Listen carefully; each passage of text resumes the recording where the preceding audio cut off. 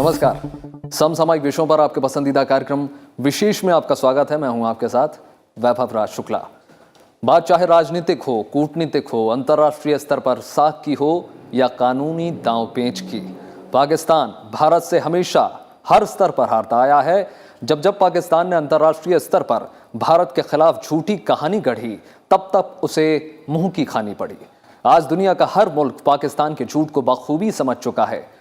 अंतर साफ है, आज भारत दुनिया की सबसे तेज गति से बढ़ने वाली अर्थव्यवस्था में से एक है। यही वजह है कि दुनिया का हर बड़ा देश भारत के साथ अपने संबंधों को और प्रगाढ़ करने की कोशिश में लगा हुआ है। लेकिन पाकिस्तान भारत की राह में रोड़े अटकाने से बाज नहीं आता। हमेशा की तरह इस बार भी वो अपनी मंशा में कामयाब नहीं हो पाया है।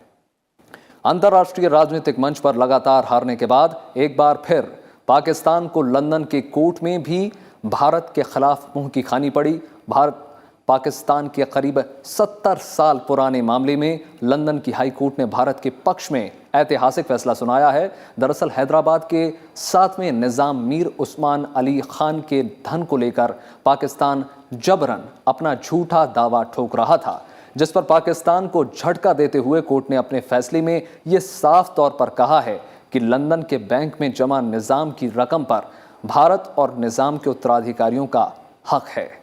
आज विशेष में बात करेंगे हैदराबाद के निजाम की रकम को लेकर ब्रिटिश कोर्ट के फैसले की, जानेंगे इसके तमाम पहलुओं को, साथ ही साथ जानेंगे इस पूरे मामले का इतिहास। तो आइए शुरू करते हैं आज का विशेष।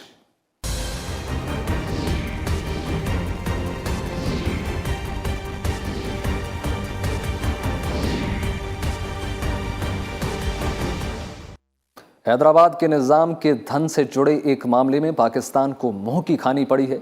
ब्रिटिश हाई कोर्ट ने दशकों पुरानी कानूनी लड़ाई में 1948 में लंदन के एक बैंक में जमा की गई रकम पर पाकिस्तान के दावे को खारिज कर दिया है। कोर्ट ने माना है कि इस पर 7वें निजाम के उत्तराधिकारियों और भारत का दावा सही है। पूरा मामला उस वक्त हैदराबाद के 7वें निजाम की ओर से ब्रिटेन में जमा किए गए 10 लाख पाउंड से ज्यादा की राशि से जुड़ा है। यह राशि उस वक्त तत्कालीन पाकिस्तान के उच्चायुक्त के खाते में जमा की गई थी। यह रकम अब बढ़कर 300 करोड़ रुपए से ज्यादा की हो गई है। ब्रिटिश हाई कोर्ट ने अपने फैसले में पाकिस्तान की हर दलील को खारिज कर दिया।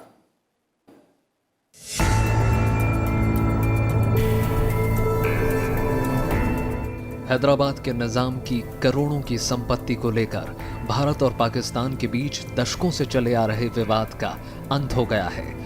ब्रिटिश हाई कोर्ट ने 2 अक्टूबर को निजाम के धन पर पाकिस्तान के दावे को खारिज कर दिया है। दशकों पुरानी कानूनी लड़ाई में ब्रिटिश कोर्ट ने भारत के पक्ष में फैसला सुनाया है। विभाजन के बाद हैदराबाद के तत्कालीन निजाम के धन को लेकर ब्रिटिश कोर्ट में पाकिस्तान से दशकों पुरानी लड़ाई चल रही थी। कोर्ट ने भारत और निजाम के उत्तराधिकारियों के पक्ष में फैसला सुनाया। कोर्ट में चले आ रहे विवाद के मुताबिक हैदराबाद के 7वें निजाम मीर उस्मान अली खान ने साल 1948 में लंदन के नेटवेस्ट बैंक में 10,07,940 पाउंड जमा कराए थे। ये रकम अब बढ़कर 45 मिलियन पाउंड यानी 300 करोड़ रुपए से ज्यादा की हो गई है। 7वें निजाम के दरबार में वित्त मंत्री रहे नवाब मोइन नवाज जंग ने 1948 में यह रकम ब्रिटेन में पाकिस्तान के तत्कालीन उच्चायुक्त हबीब इब्राहिम रहमतुल्लाह के लंदन स्थित बैंक खाते में जमा कराई थी। यूके हाई कोर्ट का जो जजमेंट आई है निज़ाम की प्रॉपर्टी को लेके, जो पैसे को लेके, वो एक बड़ा हिस्टोरिकल जजमेंट है और इंडिया के लिए आने वाले टाइम में ये बहुत बेनिफिशियल है। ये हिस्टोरिकल जजमेंट इसलिए है क्योंकि इस जजमेंट से यूके कोर्ट ने ये स्टैब्लिश कर दिया कि जो पाकिस्तान का जो झूठा क्लेम है फंड के ऊपर, वो बिल्कुल बेबुनियाद है और ये सारी प्रोसीडिंग्स पाकिस्तान की जो थी वो एक वेस्टेड इंटरेस्ट के साथ थी, ताकि ये पैसा जो है वो इंडिया को या जो उसके लीगल हेयर्स हैं उनको ना मिले। ब्रिटेन की हाई कोर्ट की अदालत ने ये फैसला सुनाया कि नहीं, ये पैसा निज़ाम की जो औलादें हैं, उनकी जो बच्चे हैं, वो और गवर्नमेंट ऑफ इंडिया के बीच में बांटा जाए। पाकिस्तान का इस पर कोई हक नहीं बनता। साथ ही उन्होंने ये पैसा रिलीज़ नहीं किया, उन्होंने कहा कि ये कैसे पैसा बटेगा सबके बीच में, जिससे बाद में झगड़ा न शुरू हो जाए, दूसरा मुकदमा न शुरू हो जाए। आप पहले से हमारे पास पूरी लेके आइए, पूरा खाका लेके आइए कि कैसे पैसा बटेगा, तो उसके बाद हम पैसा रिलीज़ कर देंगे। लंदन के रॉयल कोर्ट ऑफ जस्टिस में जस्टिस मार्कस स्मिथ ने फैसला सुनाते हुए कहा कि हैदराबाद के 7वें निजाम उस्मान अली खान इस फंड के मालिक थे और फिर उनके बाद उनके वंशज और भारत इस फंड के दावेदार हैं। निजाम के वंशज प्रिंस मुकर्रम जाह और उनके छोटे भाई मुफख्खम जाह इस लड़ाई में भारत के पक्ष में खड़े थे। जस्टिस मार्कस स्मिथ ने फैसला सुनाते हुए कहा कि धन पर 7वें निजाम का अधिकार था और अब उस पर 7वें निजाम के उत्तराधिकारी होने का दावा करने वाले जाह भाइयों और भारत का अधिकार है। कोर्ट ने कहा कि पाकिस्तान की दलीलों में दम नहीं है। भारत ने ब्रिटेन की अदालत के फैसले का स्वागत किया है। यही था कि निज़ाम ने स्पष्टतः कहा कि ये पैसा इल्लीगली ट्रांसफ़र किया गया है उनके मंत्री द्वारा, उन्हें पता ही नहीं था, बहुत बाद में पता चला। तो कोई भी पैसा अगर किसी व्यक्ति दूसरे का है, आपने पैसा ट्रांसफ़र कर दिया तो इल्लीगल ट्रांसफ़र माना जाएगा। तो जहाँ से पैसा ट्रांसफ़र हुआ है वहीं वापस जाए, नंबर 1। नंबर 2, 1960 में जब प्रेसिडेंट ऑफ इंडिया को निज़ाम हैदराबाद ने एक अथॉरिटी लेटर दे दिया कि you are custodian of this money, तो ये लीगल इशू हो जाता है। तो लीगली इंडिया बहुत साउंड पोजीशन में था। पाकिस्तान को तो पास कोई आर्गूमेंट ही नहीं है, पाकिस्तान के पास कोई भी आर्गूमेंट नहीं था कि ये पैसा उनके पास कैसे आया या उनका कैसे। जो पैसा का जो वितरण होना है that is going to be divided between government of India और जो निज़ाम के जो 7th निज़ाम के जो लीगल हेयर्स हैं आज के डेट में, उनके बीच में डिवाइड होगा। पर उसके डिवीजन का रेशियो जो है वो किसी को नहीं पता, क्योंकि ये एक कॉन्फिडेंशियल पैक्ट है between them and the government of India which has been sign in 1965।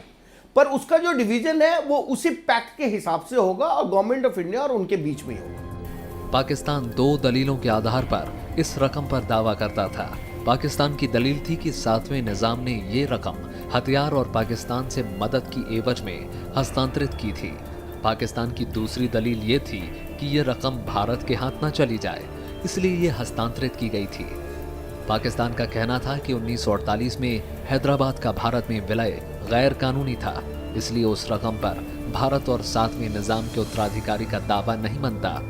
Court ने हथियारों के एवज में रकम हस्तांतरित करने के पाकिस्तान की दलील को नहीं माना। कोर्ट का कहना है कि रकम के हस्तांतरण और हथियारों की आपूर्ति के सबूत नहीं है। कोर्ट ने यह फैसला दिया कि जो पाकिस्तान और बैंक का जो क्लेम है वो बिल्कुल निराधार है, बकवास है। It is a misuse of the process of law, it is an abuse of the process of the court. उन्होंने बोला है कि जो law of constructive and restitution trust जो है उसके तहत निजाम का ये पैसा है, उनका ये राइट बनता है और इसीलिए ये पैसा निजाम के ही लीगल हेयर्स को जाएगा। हैदराबाद के 7वें निजाम के प्रपौत्र नवाब नजफ अली ने भारत के पक्ष में ब्रिटेन की अदालत से फैसला आने पर खुशी जाहिर की है। नवाब नजफ अली का कहना है कि उन्होंने 2008 में पाकिस्तान के साथ अदालत के बाहर समझौते का प्रयास किया था, लेकिन पड़ोसी देश ने कोई जवाब नहीं दिया। उन्होंने बताया कि प्रिंस मुकर्रम जाह फिलहाल इस्तांबुल में रहते हैं, जबकि उनके भाई मुफख्खम जाह लंदन में है। Bureau report, Rajya Sabha TV. Bharat की आज़ादी के समय हैदराबाद रियासत के निज़ाम मीर उस्मान अली खान दुनिया के सबसे अमीर शख्सियत थे। लंदन के बैंक में इनका ही धन कई सालों से जमा था, जिस पर 70 साल से पुरानी कानूनी जंग लड़ी गई। लेकिन सवाल ये उठता है कि आखिर निज़ाम ने अपनी अकूत संपत्ति का कुछ हिस्सा विदेशी बैंक में क्यों जमा करवाया, और जिस पैसे पर निज़ाम के वंशज यानी भारत का अधिकार था उस पर पाकिस्तान क्यों दावा करने लगा। आइए जानते हैं ब्रिटेन के बैंक में जमा निज़ाम के धन के इतिहास के बारे में और ब्रिटिश अदालत में चली कानूनी लड़ाई के बारे में। हैदराबाद के निजाम के 306 करोड़ के धन को लेकर लंदन के अदालतों में भारत और पाकिस्तान के बीच लंबी कानूनी लड़ाई चली, जिसमें आखिरकार भारत की जीत हुई। दरअसल निजाम के इस धन से जुड़े विवाद के तार देश की आजादी और भारत पाकिस्तान बंटवारे से जुड़े हुए हैं।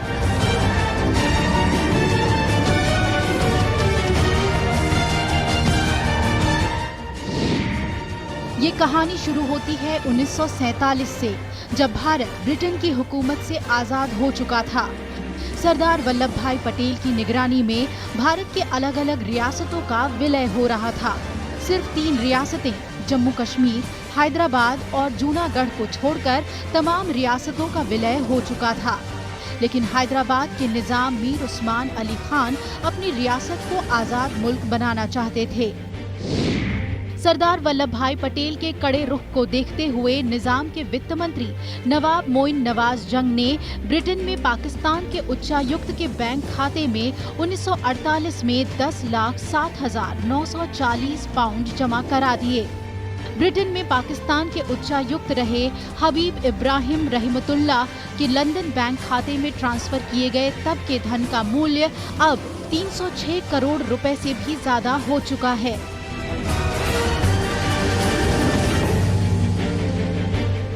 हैदराबाद के 7वें निजाम मीर उस्मान अली खान को जैसे ही पैसों के ट्रांसफर के बारे में पता चला, उन्होंने लंदन के नेशनल नेटवेस्ट बैंक से अपना धन वापस मांगा।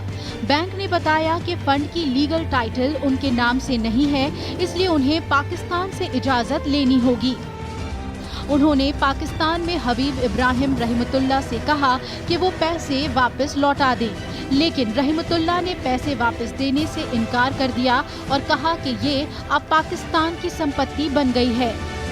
निजाम का कहना था कि पैसे उनके सहमति के बिना ही उनके मंत्री ने ट्रांसफर कर दिए थे, इसलिए बैंक को उनका धन वापस करना चाहिए।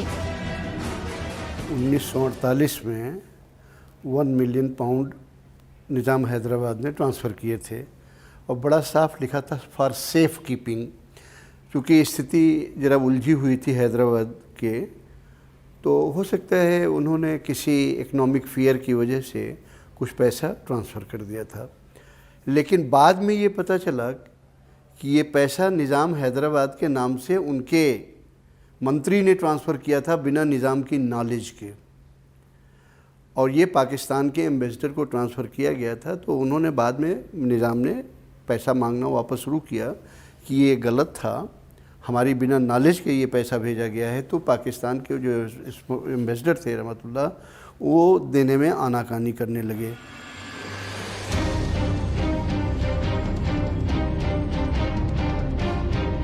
लंदन के बैंक में निजाम के जमा धन के दावेदार भारत और पाकिस्तान के बीच कानूनी जंग शुरू हो गई। पहला मामला 1954 में लंदन के हाई कोर्ट में आया, जहां फैसला पाकिस्तान के पक्ष में चला गया। इसके बाद निजाम को कोर्ट्स ऑफ अपील में जाना पड़ा, जहां निजाम की जीत हुई। लेकिन इसके बाद पाकिस्तान ने आगे बढ़कर उस दौर के यूके के उच्चतम न्यायालय हाउस ऑफ लॉर्ड्स का दरवाजा खटखटाया। पाकिस्तान की दलील थी कि निजाम पाकिस्तान पर किसी तरह का मुकदमा नहीं कर सकते, क्योंकि पाकिस्तान एक संप्रभु राष्ट्र है। हाउस ऑफ लॉर्ड्स ने पाकिस्तान के पक्ष में अपना फैसला दिया, लेकिन 10 लाख पाउंड की राशि को फ्रीज ही रहने दिया। प्रोसीडिंग्स जो है वो निजाम ने जो शुरू की, that went to House of Lords, और हाउस ऑफ लॉर्ड्स ने निजाम के क्लेम को ये कहते हुए उस वक्त रद्द कर दिया कि भैया चूंकि पाकिस्तान जो है वो क्लेम कर रहा है सॉवरेन इम्यूनिटी इस इशू पे, इसलिए ये पैसा किसी को नहीं जाए।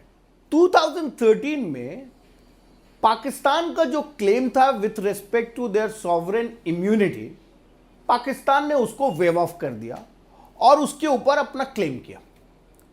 2013 में जब पाकिस्तान ने अपना स्टैंड चेंज किया और इस पैसे के ऊपर अपना क्लेम किया, this is how the second round of litigation started. फिर जो प्रेजेंट निजाम जो है, जो who is presently in Turkey, who is now probably 80 years old, but the money when it was transferred, उस टाइम में he was a child, he also made his claim. 1967 में हैदराबाद के 7वें निजाम की मौत हो गई, लेकिन पैसों को वापस पाने की ये कानूनी जंग इसके बाद भी जारी रही और इसे आगे बढ़ाया उनके उत्तराधिकारियों ने। साल 2013 में इस केस में वकील पॉल हेविट शामिल हुए, जब पाकिस्तानी उच्चायुक्त ने पाकिस्तान के लिए पैसे निकालने की उम्मीद में बैंक के खिलाफ कानूनी प्रक्रिया शुरू कर दी थी। पाकिस्तानी उच्चायुक्त बनाम 7 अन्य का मामला बना। इन अन्य पक्षों में निजाम के वंशज, भारत सरकार और भारत के राष्ट्रपति भी शामिल थे।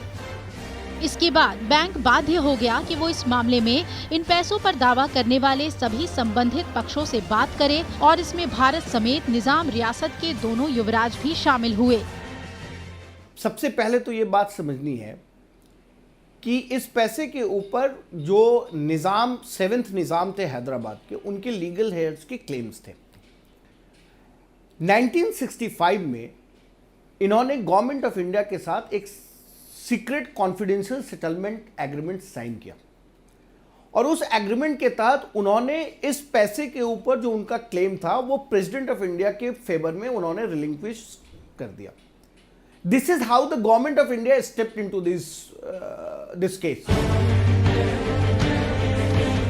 दोनों देशों की अलग अलग दलीलें कोर्ट के सामने आई। एक तरफ निजाम के परिवार का कहना था कि ऑपरेशन पोलो के दौरान ये पैसा हिफाजत से रखने के लिए पाकिस्तानी उच्चायुक्त के खाते में भेजा गया था। दूसरी तरफ पाकिस्तान ने दलील दी कि 1948 में हैदराबाद के भारत में विलय के दौरान पाकिस्तान ने पूर्व निजाम की काफी मदद की थी। उसी मदद के एवज में पूर्व निजाम ने पाकिस्तान के लोगों को तोहफे के तौर पर ये धन दिया था, जिस पर पाकिस्तान का हक है। 2016 में पाकिस्तान ने दलील पेश की कि साल 1947 से 48 के बीच हथियार पाकिस्तान से हैदराबाद लाए गए थे और 10 लाख पाउंड उसी की कीमत थी। लेकिन निजाम की दलील थी कि पाकिस्तान ने अपने दावे के एवज में कोई सबूत पेश नहीं किया। पाकिस्तान ने ये तर्क भी दिया कि इस धन को भारत के हाथों से दूर रखने के लिए पाकिस्तान के उच्चायुक्त के खाते में ट्रांसफर किया गया। इस पर भारत ने पाकिस्तान से पूछा कि क्या तब कोई लिखित समझौता हुआ था, जिसके जवाब में पाकिस्तान के पास कोई दलील नहीं थी। लंदन की रॉयल कोर्ट्स ऑफ जस्टिस में दिए गए फैसले में जस्टिस मार्क्स स्मिथ ने भारत के दलीलों को सही मानते हुए धन पर निजाम के उत्तराधिकारियों और भारत के अधिकार को जायज ठहराया। Bureau report, Rajya Sabha TV. आज़ादी के समय भारत में करीब 550 से ज़्यादा रियासतें ऐसी थीं जो देश का हिस्सा नहीं थीं, लेकिन आज़ादी के बाद सिर्फ 3 रियासतों को छोड़कर बाकी सभी ने भारत में विलय का फैसला किया। ये 3 रजवाड़े थे कश्मीर, जूनागढ़ और हैदराबाद। इन रियासतों में हैदराबाद के तत्कालीन निज़ाम मीर उस्मान अली खान बहादुर काफ़ी महत्वाकांक्षी थे और अपनी स्वतंत्र रियासत के पक्ष में थे, लेकिन तत्कालीन गृह मंत्री सरदार वल्लभ भाई पटेल की रणनीति और दूरदर्शिता की वजह से आखिरकार हैदराबाद रियासत का भारत में विलय हो ही गया।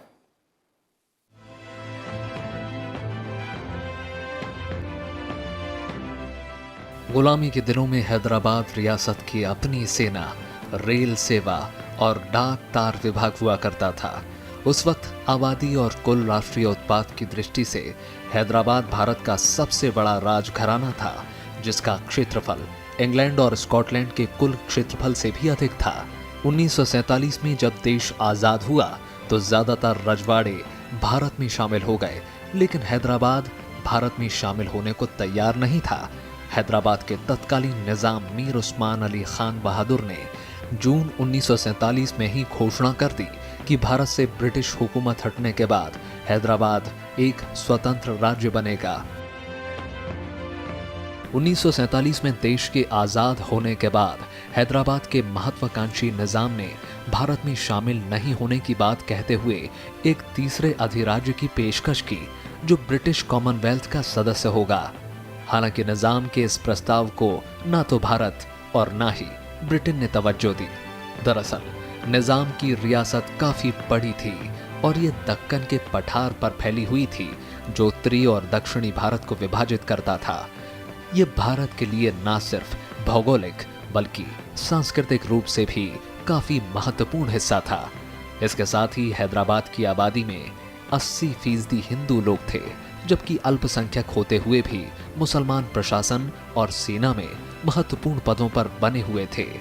इसे देखते हुए सरदार वल्लभ भाई पटेल ने कहा था कि एक आजाद हैदराबाद भारत के पेट में कैंसर की तरह होगा। 15 अगस्त 1947 के बाद भी जब हैदराबाद के भारत में विलय पर बात नहीं बनी, तब तत्कालीन गवर्नर जनरल लॉर्ड माउंटबेटन के कहने पर भारत सरकार और हैदराबाद निजाम के बीच नवंबर 1947 में एक स्टैंड स्टिल एग्रीमेंट यानी यथास्थिति समझौता हुआ। इसमें यह तय किया गया कि 15 अगस्त 1947 के पहले तक हैदराबाद से जो पारस्परिक संबंध की व्यवस्था थी वो बनी रहेगी। लेकिन इसी बीच निजाम उस्मान अली खान ने इस संधि का उल्लंघन करना शुरू कर दिया और बिना भारत को बताए पाकिस्तान को करोड़ों रुपयों का ऋण दे दिया। निजाम ने बिना भारत को सूचित किए पाकिस्तान में अपना एक जनसंपर्क अधिकारी भी नियुक्त कर दिया। इन्वेस्टिगेशन टीम से यह पता चला कि Nizam of Hyderabad is ready to give 20 crore rupees at that point of time a loan to Pakistan government, जिसके एवज में पाकिस्तान गवर्नमेंट जो है वो कराची पोर्ट देगा हैदराबाद निजाम को अपने ट्रेड्स को यूज करने के लिए। But this 20 crore money Pakistan government जो है वो यूज करने जा रही है for buying arms and ammunition to rake up the issue of Kashmir. तो जो उनका एग्रीमेंट था जो निजाम का कि मैं भैया इंडिपेंडेंटली रहूंगा मैं किसी के साथ, वो 1 साल का था।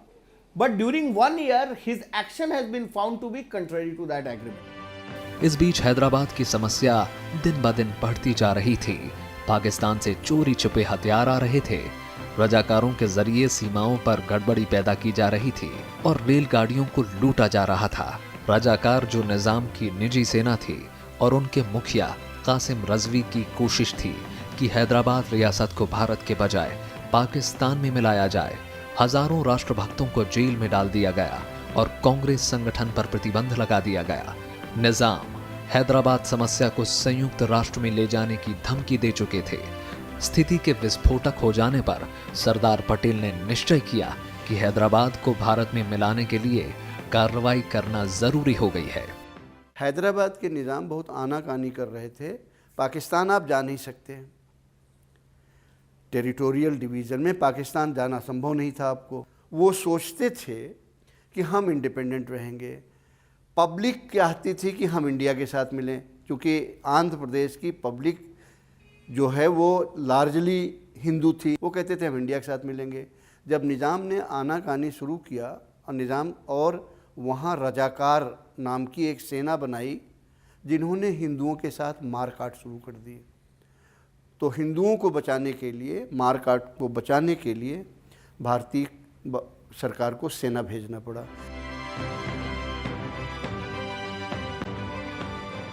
हैदराबाद की स्थिति को देखते हुए सितंबर 1948 में ये तय किया गया कि शांति व्यवस्था बनाए रखने और सीमावर्ती राज्यों में सुरक्षा की भावना पैदा करने के लिए हैदराबाद में पुलिस कार्रवाई की जाए।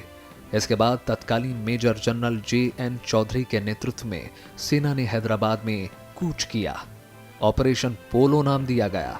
17 सितंबर 1948 को हैदराबाद की सेनाओं ने आत्मसमर्पण कर दिया।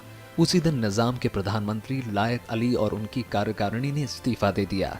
सरदार पटेल ने वहां पे एक ऑपरेशन पोलो चलाया और ऑपरेशन पोलो में वहां पे चूंकि जो निजाम का जो स्टेट था वहां पे हिंदू पॉपुलेशन ज़्यादा थी, but it is being ruled by a Muslim ruler.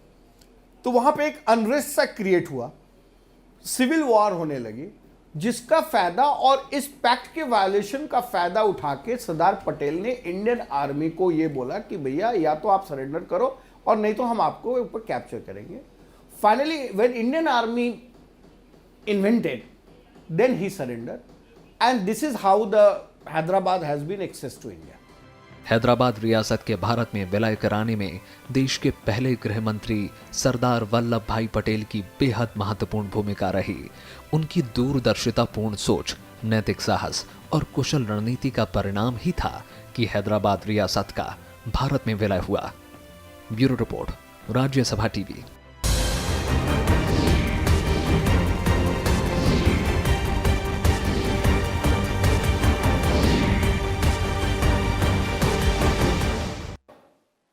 तो आज के विशेष में इतना ही। उम्मीद है आपको विशेष का ये अंक पसंद आया होगा। आप ये हमारा कार्यक्रम YouTube पर भी देख सकते हैं, जहां हमें आपकी प्रतिक्रियाओं और सुझावों का हमेशा इंतजार रहता है। बाकी देश और दुनिया की तमाम बड़ी खबरों के लिए जुड़े रहिए राज्यसभा टेलीविजन के साथ। नमस्कार।